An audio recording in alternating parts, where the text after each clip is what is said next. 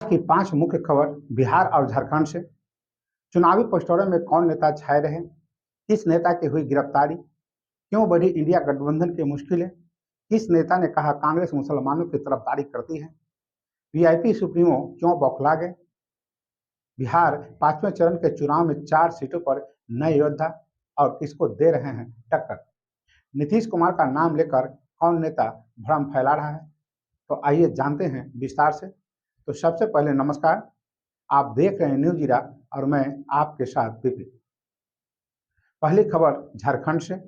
झारखंड के पूर्व मुख्यमंत्री हेमंत सोरेन और मौजूदा मुख्यमंत्री चंपई सोरेन की सरकार में नंबर 2 की हैसियत रखने वाले कैबिनेट मंत्री 60 वर्षीय आलमगीर आलम की बुधवार को हुई गिरफ्तारी से राज्य में इंडिया गठबंधन को बड़ा तगड़ा झटका लगा है। राज्य की 14 लोकसभा सीटों में से मात्र 4 सीटों पर ही चुनाव हुए हैं। आगे के 3 चरणों में 10 लोकसभा सीटों पर चुनाव होना अभी बाकी है।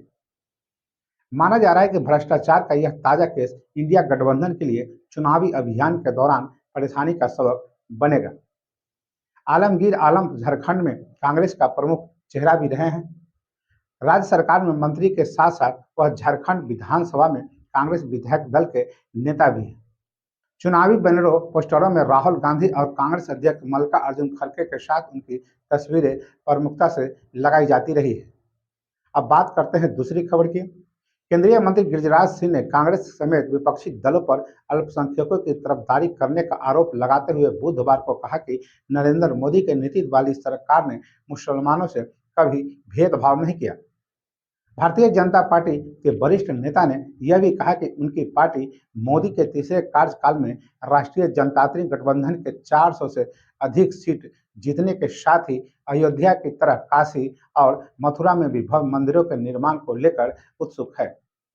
आगे सिंह ने कहा, जब मोदी ने गैस सिलेंडर, मुफ्त राशन, गरीबों के लिए घर और शौचालय जैसी सुविधाएं प्रदान की तो कोई भेदभाव नहीं किया गया, क्योंकि लाभार्थियों में हिंदू और मुस्लिम दोनों शामिल थे। अब बात करते हैं तीसरी खबर की। सोशल मीडिया पर बिहार भाजपा अध्यक्ष और डिप्टी सीएम सम्राट चौधरी के साथ मुकेश साहनी की एक तस्वीर वायरल हो रही है। पोस्ट के सामने आने के बाद यह दावा किया जा रहा है कि सम्राट चौधरी ने अब विकासशील इंसान पार्टी वीआईपी का दामन थाम लिया है। इस मामले पर स्पष्टीकरण देने के लिए बुधवार को बिहार सरकार के मंत्री हरीश साहनी को एक प्रेस कॉन्फ्रेंस भी करनी पड़ी। मंत्री हरीश साहनी ने वायरल पोस्ट को लेकर कहा कि वीआईपी सुप्रीमो इन दिनों बौखला गए हैं। कुछ दिन पहले वीआईपी पार्टी के राष्ट्रीय उपाध्यक्ष राजीव मिश्रा और पार्टी नेता अशोक चौहान ने हमारे प्रदेश अध्यक्ष के नेतृत्व में भाजपा का दामन थाम लिया था। दोनों नेताओं ने भाजपा में आस्था जताते हुए पार्टी का दामन थामा था। इसी से बौखलाकर वीआईपी सुप्रीमो गलत कदम उठा रहे हैं।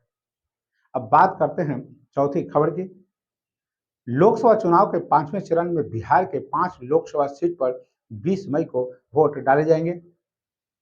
5वें चरण में सीतामढ़ी, मधुबनी, सारण, मुजफ्फरपुर और हाजीपुर में होने वाले चुनाव को लेकर तमाम राजनीतिक दलों ने अपनी ताकत झोंक दी है। 5वें चरण में बिहार के मुजफ्फरपुर सीट को अगर हम छोड़ दें तो सभी सीटों पर नए प्रत्याशी पुराने योद्धाओं को टक्कर दे रहे हैं। सारण लोकसभा सीट में भाजपा प्रत्याशी राजीव प्रताप रूडी का मुकाबला राजद की रोहिणी आचार्य से है। राजद अध्यक्ष लालू प्रसाद यादव की पुत्री रोहिणी अपनी राजनीतिक पारी की शुरुआत कर रही है। राजद ने अपने नए योद्धा को विजयी बनाने के लिए पूरी ताकत लगा रखी है। अब बात करते हैं 5वीं और अंतिम खबर की। राष्ट्रीय जनता दल के नेता तेजस्वी यादव ने कहा था कि नीतीश कुमार भले ही एनडीए में हो लेकिन हैं हमारे साथ। इस बयान के बाद लोक जनशक्ति पार्टी के प्रमुख चिराग पासवान ने तेजस्वी यादव पर निशाना साधा है। उन्होंने कहा कि साथ न होने के बावजूद भी तेजस्वी यादव राजनीतिक लाभ के लिए हमारे मुख्यमंत्री का नाम ले रहे हैं। नीतीश कुमार के नाम पर तेजस्वी भ्रम फैला रहे हैं। आगे उन्होंने कहा, तेजस्वी यादव जागरूक जनता को बहला फुसला नहीं सकते। वो जमाना जा चुका है जब लोगों को बहला फुसला कर वोट ले लिया जाता था। तो बस अभी के लिए इतना ही। अब हमें आज्ञा दीजिए। नमस्कार।